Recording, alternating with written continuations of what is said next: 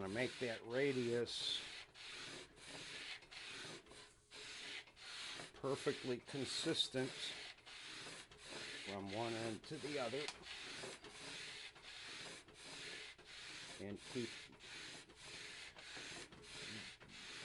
the fretboard perfectly flat.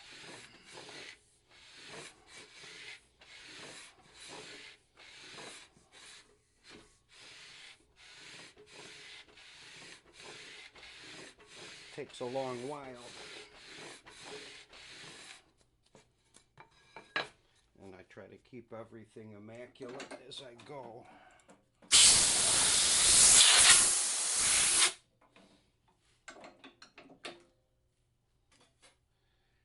Keep checking to make sure nothing's going wrong. Okay, that's 9.5 inch radius. That looks pretty good. And make sure that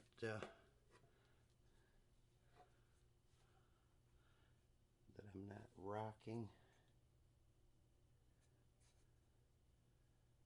Yeah, I don't see any variation between the straight edge, which is extremely true, and the fretboard. So I think we're good to go.